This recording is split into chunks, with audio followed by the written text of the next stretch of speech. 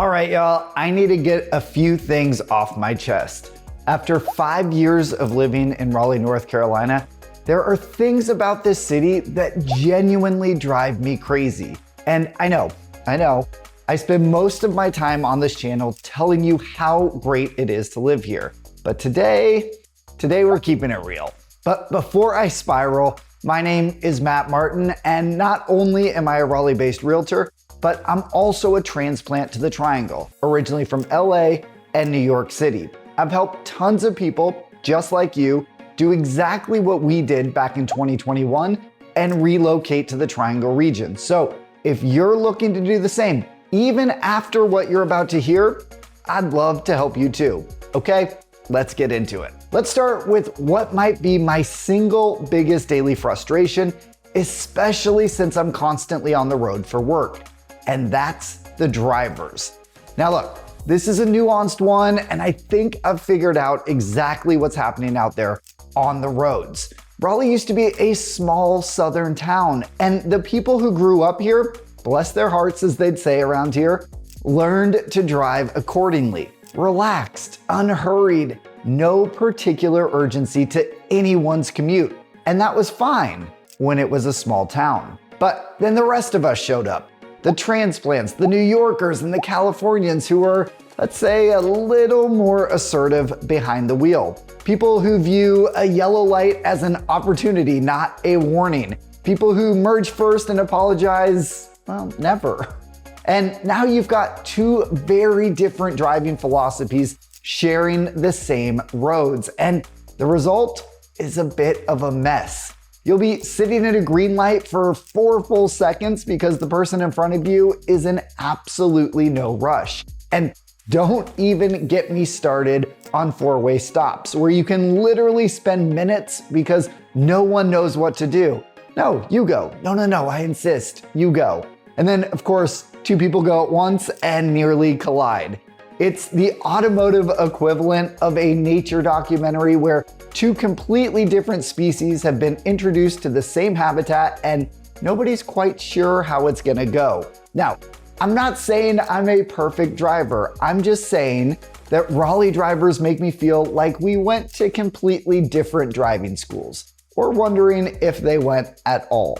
But one nice thing is that it's super rare to hear horns around here. So even with my frustration with some of the drivers here, at least it's not made worse by the sound of constantly blaring horns. Okay, next up, the pollen. And this one has a little bit of a plot twist. Every spring, the great pollening takes place. Your car turns yellow, your patio furniture turns yellow, the air itself seems to take on a faint yellow hue.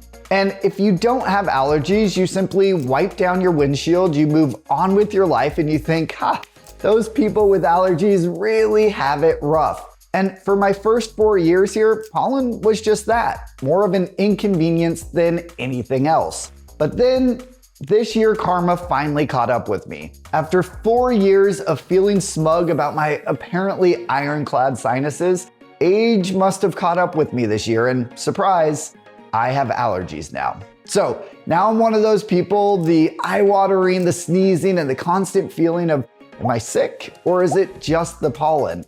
And I will say, the pollen here is not playing games. Raleigh consistently ranks as one of the worst cities in the entire country for seasonal allergies. The trees here, and we have lots of trees, produce an almost incomprehensible amount of pollen every spring. But it only lasts for a few weeks, and it's accompanied by everything turning green, so at least you have some beautiful surroundings to take in through your blurry, watery eyes. So if you're moving here and you currently have allergies, just know you've been warned. And if you don't have allergies, well, you've also been warned because your immune system may simply be biding its time. All right, on to number 3, and this one is a little harder to explain, but if you're a fellow transplant from a more blunt city, I think you're gonna know exactly what I mean. See, people in Raleigh are genuinely wonderfully nice, like disarmingly nice. And coming from New York, where someone will tell you to your face that your idea is terrible and then ask you to grab lunch, the warmth here was a total breath of fresh air. But Here's the thing about that niceness. Sometimes you genuinely cannot tell where you stand. See, in New York, if someone has a problem with you, you know. It might be abrasive, it might be uncomfortable, but at least you know. Here, everyone is so pleasant that it can be really hard to read the room sometimes. Is this person my new best friend, or are they just being polite? Did that meeting go well, or was everyone just too nice to say otherwise?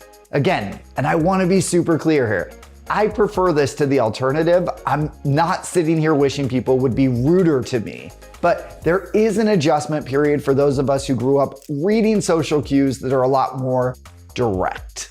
Okay, this next one is a biggie that so many people moving here don't realize.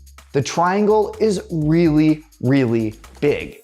Now, people hear Raleigh and they think of a city, and yes, Raleigh is a city, but the Triangle region, Raleigh, Durham, Chapel Hill, Cary, and all the surrounding suburbs is a sprawling metro that stretches in every direction. Getting from one end to the other can easily take an hour or more, and there's no real public transit to speak of. Okay, we do have a decently robust bus network, but there's no subway, no light rail that connects the major hubs. You need a car, and you need to factor drive time into basically every plan you make. A lot of newbies show up here thinking they'll live in, say, Apex and easily pop over to Durham for dinner and then catch something in Raleigh after. And then they pull up Google Maps and have a little moment of reckoning. Yes, it's doable, but it's a commitment. I always tell people who are looking to move here, you need to spend a good amount of time exploring the region before deciding where you want to live, since there are so many different pockets and submarkets. But if you want a little jump start, I have a great neighborhood match survey that I've put together that can help you narrow down the list some. This isn't just a basic quiz. It's curated around you and what's important in your life. Commute, neighborhood amenities, even if you have a preference about the political makeup of your community. I've included a link to it in the description below, and if you want access to more great tips about the Triangle region, be sure to click subscribe right down below and hit that little bell icon to stay up to date on my newest content every week. Your support genuinely means a lot. All right, back to the list, and I'll keep this one brief because I think anyone who's ever visited in July doesn't need much convincing. The summers here are hot and humid. The kind of humid where stepping outside at 8 a.m. already feels like a personal attack. Look, I grew up in Southern California, and dry heat and Raleigh humidity are two completely different phenomena. Now, I'll say this, most places are hot and humid during the summertime, so this may not be much of an adjustment for you, especially if you're moving here from Texas or Florida or Georgia. But if you're coming here from the West, be prepared for quite the adjustment. The good news though, we genuinely have all 4 seasons here, and they each last as long as a season should last. So summer is only about 3 months. Then fall is genuinely stunning. Winter is mild enough that you really feel like you're kind of getting away with something. And spring, at least before the pollen tries to end you, is absolutely beautiful. So it all balances out. But the summers demand respect, and I would be doing you a disservice if I didn't mention them. Okay, this next one is admittedly a very specific grievance, and I fully accept that it says more about me than it does about Raleigh. But here we go. Raleigh's coffee scene has genuinely exploded since I moved here in 2021. And we have incredible independent coffee shops. So overall, I'm a huge fan. I even made a whole video about my favorite coffee shops, which you can find right here. But here's my issue. They're not where I expect them to be. See, I'm a person who, when I pull into a strip mall, instinctively expects certain things to be present. A place to grab a bite, probably a grocery store, and a coffee shop. That's just the mental model I have. But in Raleigh, especially out in the suburbs, there's tons of strip malls, but that coffee shop slot is often just not there. There'll be a nail salon maybe, or a smoothie place, maybe an insurance office, but no coffee. And I know the scene is growing, I know new spots are opening all the time, but I just want more independent coffee shops distributed across more of the city instead of needing to fall back on Dunkin', which I admit, the iced coffee is pretty darn good. And don't even get me started on Starbucks, but that's another story for another day. Okay, last one, and I'll admit this is a double-edged sword.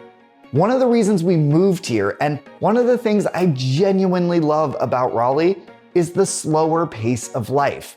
After years of New York City and LA energy, the idea of somewhere that breathes a little easier was deeply appealing. And for the most part, it delivers. But sometimes that slower pace crosses a line into what I can only describe as a complete lack of urgency. If you're used to the responsiveness of a big city where emails get answered fast, contractors show up when they say they will, and things generally move at a speedy clip, you will occasionally find yourself doing deep breathing exercises, waiting for something to happen here. It's not that people don't care, they absolutely care. It's just that the timeline for caring is a little more elastic.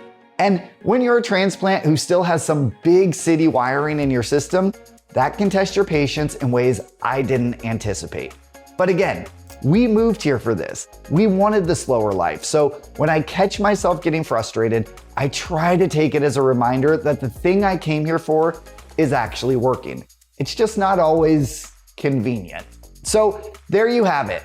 The bad drivers, the pollen that finally got me, the pleasant but unreadable social dynamics, the sprawl, the summers, the strip mall coffee situation, and the pace that keeps humbling my New York instincts. And yet, I'm still here, and happily here, because the trade-offs are so overwhelmingly worth it that this list, if I'm being honest, is more of a lighthearted vent than a genuine complaint reel. The quality of life in Raleigh is hard to find anywhere else at this price point.